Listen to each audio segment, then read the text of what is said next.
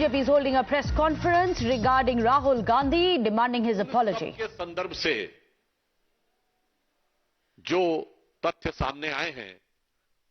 वो उन चीजों को अब पुख्ता कर रहे हैं जिसे वो लोग सिर्फ आरोप सिद्ध करने का प्रयास कर रहे थे। उदाहरण के लिए कि जो टेक्निकल कमेटी थी उसने यह संस्तुति की थी कि होलसेल यानी थोक विक्रय का अधिकार सिर्फ सरकार के पास रहेगा, यह प्राइवेट को नहीं दिया जाएगा। दूसरा, जो प्राइवेट को यानी रिटेलर जो दिया जाएगा वो लॉटरी से निकलेगा। और तीसरा, होलसेल का कमीशन 2% से 5% किया जाएगा। चूंकि सरकार के पास रहना था तो वो प्रकारांतर से सरकार के ही राजस्व में बढ़ना था, परंतु ये तीनों निर्णय बदल दिए गए बगैर किसी वैधानिक प्रक्रिया के। और अब यह समाचार आए हैं कि जब 2021 में मार्च के महीने के मध्य में यह निर्णय बदले गए तो यह निर्णय श्री अरविंद केजरीवाल जी के घर पर हुआ और उसमें दिल्ली सरकार के पूर्व मंत्री सत्येंद्र जैन जी भी उपस्थित थे। यानी अब जिसे वो आरोप कह रहे थे न सिर्फ वो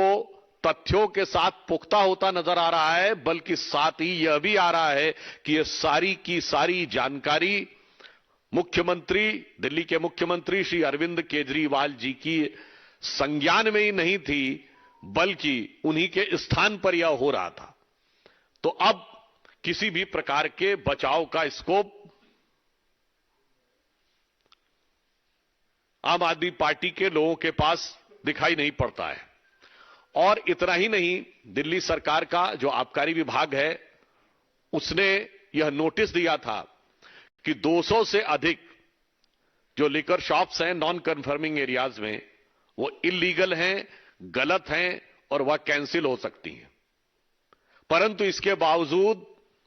नियम कानून को ताक में रखकर वह दोबारा से वो फिर भी अलॉट कर दी गई और यह निर्णय भी उनके सर्वोच्च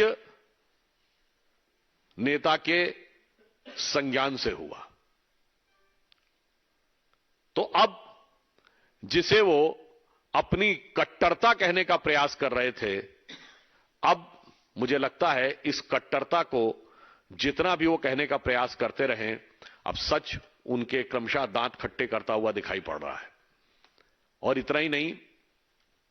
जो इस विषय में एक मुख्य आरोपी हैं उसने आम आदमी पार्टी के राज्यसभा में सांसद महोदय संजय सिंह जी के रेफरेंस देते हुए यह कहा है कि उन्होंने भी उनसे बुलाकर कहा और चुनाव के लिए वांछित धन की व्यवस्था करने का आग्रह किया और इसके बदले में उन्होंने कुछ शर्त रखी कि अगर यह नीतिगत निर्णय में परिवर्तन हो जाए तो यह व्यवस्था हो जाएगी। और अब वह तथ्य प्रकाश में आ रहे हैं कि वो परिवर्तन हो भी गया। देन यानी जो नीतिगत परिवर्तन की अपेक्षा थी वो हो भी गया, तो यह पुनः दिखाई पड़ रहा है कि अब किसी एक नेता की बात नहीं है, किसी एक मंत्री की बात नहीं है जिससे पिंड छुड़ा लेंगे। मुझे लग रहा है कि जो अपने को कट्टर ईमानदार कहते थे वो तो अब झूठों के सरदार नजर आ रहे हैं। अब स्थिति यह है, वो एक सूरदास जी की पंक्ति है ना कि एक हो तो समझाइए आके कूपही में ही भांग पड़ी है। अगर एक व्यक्ति हो तो सिर्फ, वैसे होली का सीजन तो निकल चुका है, पर ऐसा प्रतीत होता है कि आम आदमी पार्टी उस कुएं का पानी पी रही है जिसमें पूरे कुएं में भांग पड़ी हुई है। तो इसलिए इन्होंने जिस प्रकार से सच को छुपाने और डाइवर्ट करने का प्रयास किया है, मगर हकीकत में जो तथ्य सामने आ रहे हैं उससे इनका असली चेहरा उजागर होता चला जा रहा है और मुखौटा उतरता चला जा रहा है। और मुझे हकीकत में जो तथ्य सामने आ रहे हैं उससे इनका असली चेहरा उजागर होता चला जा रहा है और मुखौटा उतरता चला जा रहा है। और मुझे ऐसा लगता है कि 10 वर्ष के इतने कम अंतराल में पूरे भारत की राजनीति में किसी भी राजनीतिक दल के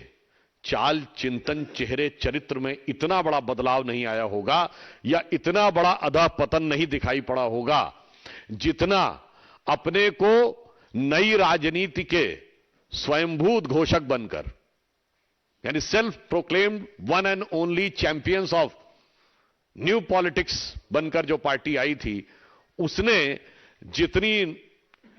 नए नए प्रकार के रंग रूप बदलते हुए अपने मूल्यों में परिवर्तन दिखाया है, ऐसा भारत की राजनीति में कभी देखने को नहीं मिला। तो अंत में हम सिर्फ यह कहना चाहते हैं कि विपक्ष और विपक्षी दल कभी किसी दूसरे मुद्दे का बहाना लेकर कितना भी डाइवर्ट करना चाहें, जनता उनसे सीधे सीधे उनके द्वारा किए गए भ्रष्टाचार का जवाब मांग रही है और दिल्ली की युवा पीढ़ी के साथ, उसके भविष्य के साथ किए गए खिलवाड़ का जवाब मांग रही है। धन्यवाद।